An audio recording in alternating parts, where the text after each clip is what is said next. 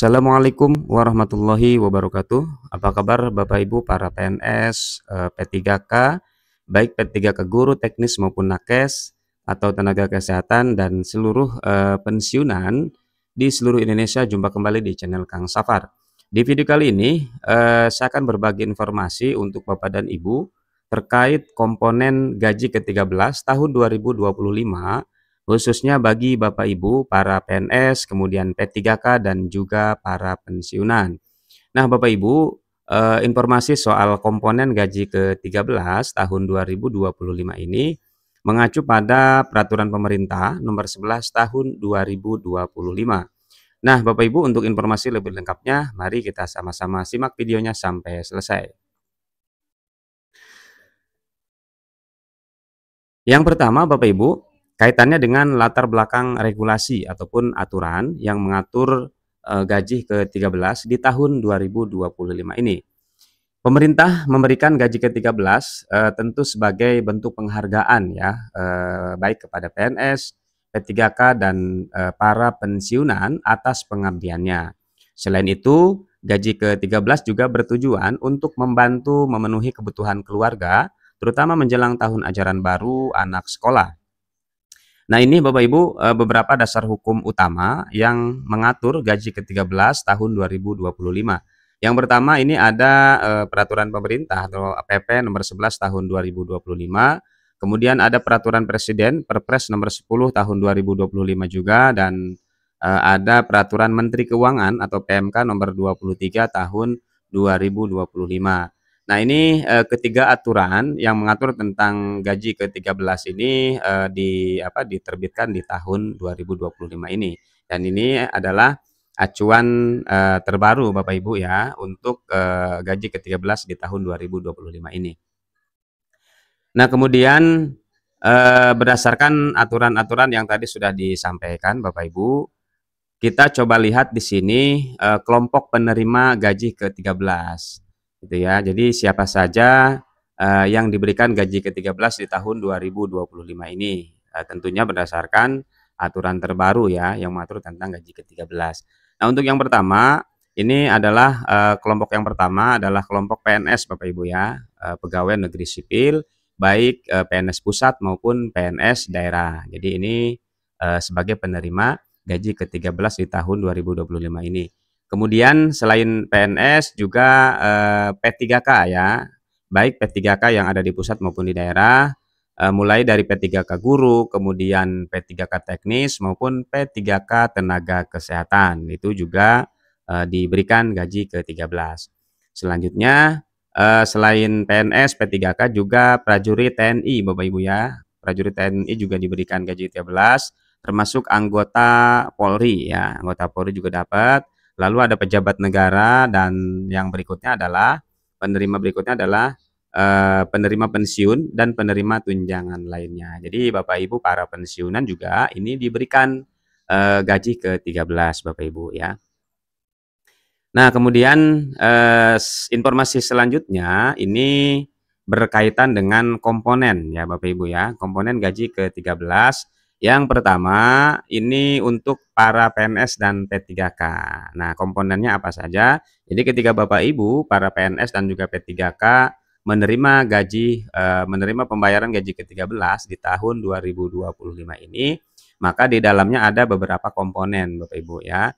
Komponennya apa saja? Nah, ini ada 4 komponen Bapak Ibu di dalam gaji ke-13 yang nanti akan diterima oleh Bapak Ibu.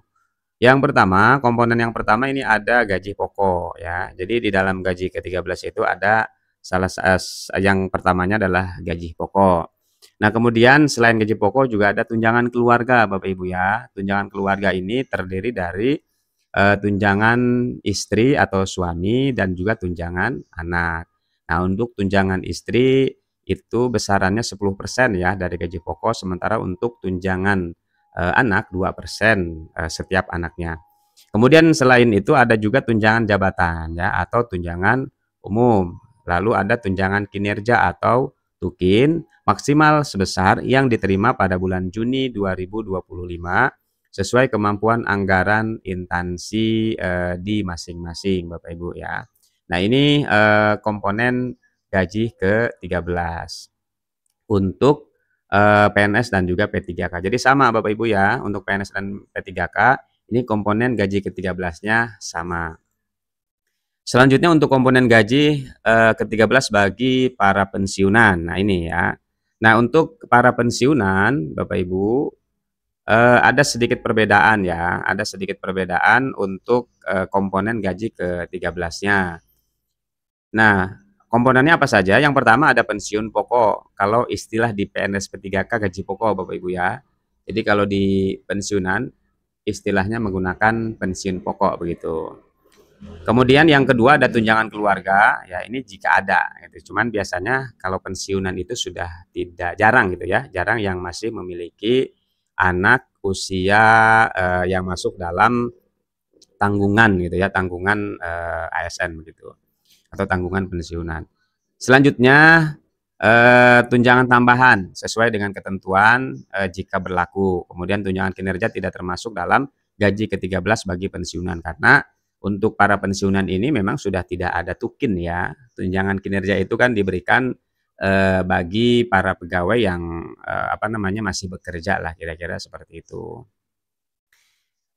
Nah, itu Bapak Ibu untuk komponen gaji ke-13 bagi pensiunan ya. Nah, ini ada ketentuan tentang tunjangan kinerja atau tukin Bapak Ibu. Nah, untuk tukin atau tunjangan kinerja ini diberikan dengan ketentuan sebagai berikut. Nah, kita lihat nih beberapa ketentuan tukin untuk gaji ke-13. Nah, yang pertama bisa kita lihat di sini Bapak Ibu, besarnya maksimal 100% dari tukin bulan Juni ya. Jadi patokannya ke bulan Juni. Tapi kalau untuk gaji itu biasanya patokannya ke gaji bulan sebelumnya Bapak Ibu ya, bulan Mei berarti ya. Kalau misalkan gaji ke-13 diberikan di bulan Juni, maka patokannya ke gaji yang di bulan Mei begitu. Nah, selain besaran tukin ini maksimal 100% ya untuk ke-13-nya, berarti tukin ke-13 istilahnya gitu ya. Kemudian yang berikutnya disesuaikan dengan kemampuan fiskal instansi. Nah, biasanya masing-masing instansi berbeda ya, beda kebijakan gitu Bapak Ibu ya, dan seterusnya. Dan beda apalagi kalau sudah berbicara Pemda ya, pemerintah daerah tentu dari mulai nominalnya beda dan hal-hal lainnya juga biasanya ada perbedaan gitu. Selanjutnya dapat dibayarkan sebagian atau seluruhnya. Nah, ini juga dikembalikan ke instansi ataupun pemerintah daerah masing-masing Bapak Ibu ya. Kalau di instansi misalkan instansi pusat berarti kan kementerian contohnya. Berarti kan tergantung kementeriannya, bisa sebagian atau seluruhnya. Lalu bagi daerah yang tidak memiliki tukin, nah tidak ada komponen ini dalam gaji ke-13.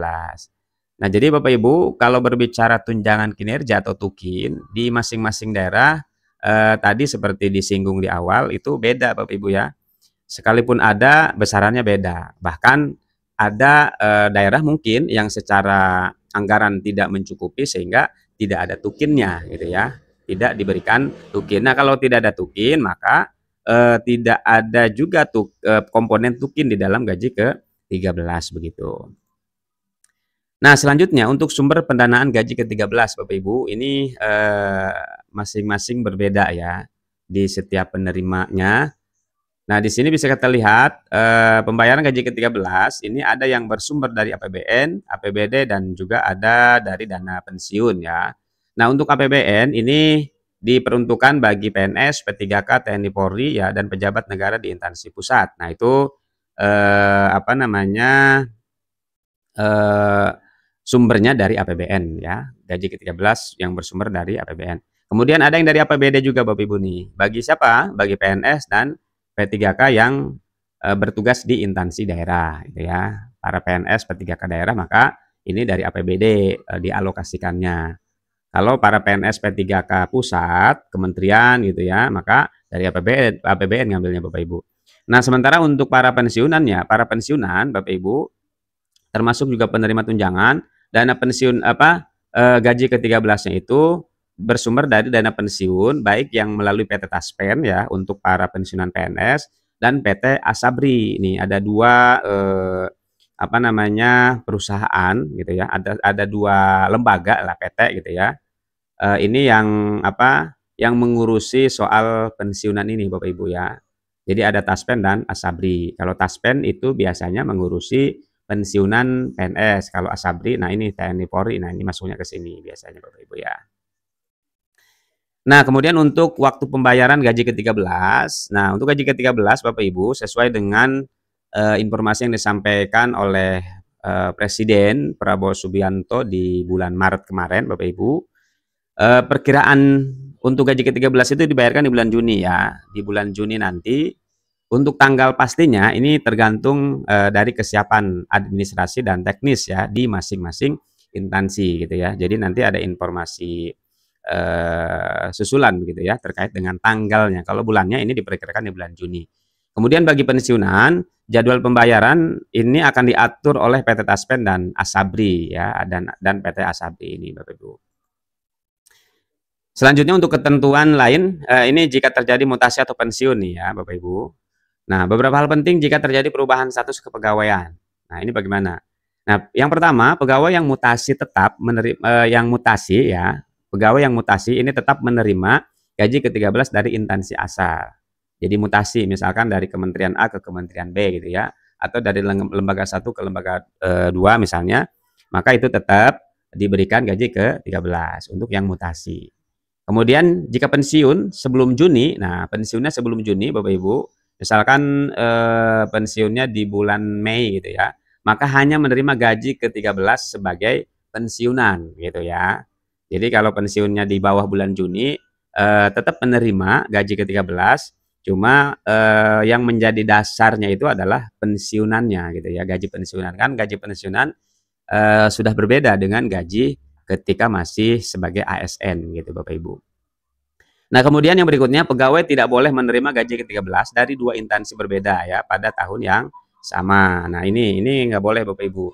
Misalkan salah satu pegawai gitu ya, ASN di satu lembaga, kemudian ada tugas tambahan misalkan di lembaga lain. Nah, maka gaji ke-13 yang diberikannya adalah salah satu dari lembaga itu ya, atau bisa dari lembaga asal atau di lembaga yang satu laginya. Jadi tidak bisa menerima dari kedua-duanya begitu. Nah, sebagai penutup ya Bapak Ibu, sebagai penutup dari informasi kali ini, yang pertama ini ada 3 poin Bapak Ibu. Penutupnya yang pertama, gaji ke-13 merupakan bentuk perhatian dan penghargaan pemerintah terhadap pengabdian para ASN dan juga para pensiunan. Itu yang pertama. Yang keduanya, pembayaran dilakukan dengan memperhatikan kemampuan keuangan negara dan daerah serta sesuai dengan peraturan yang berlaku. Selanjutnya, diharapkan gaji ke-13 ini digunakan secara bijak untuk kebutuhan yang prioritas, khususnya mendukung pendidikan keluarga. Ini Bapak Ibu ya, sesuai dengan peruntukannya. Nah, itu informasi yang bisa di-share Bapak Ibu untuk para PNS, kemudian P3K ya, baik guru, teknis maupun tenaga kesehatan dan juga para pensiunan ya yang sudah mengabdi untuk negeri tercinta ini. Semoga bermanfaat pada Bapak Ibu. Terima kasih ya sudah menyimak. Jika dirasa informasi ini ada hikmah, ada manfaatnya, silahkan untuk di-share ke yang lain yang sekiranya membutuhkan informasi terkait komponen gaji ke-13 di tahun 2025 ini. Sekali lagi terima kasih Bapak Ibu. Assalamualaikum warahmatullahi wabarakatuh.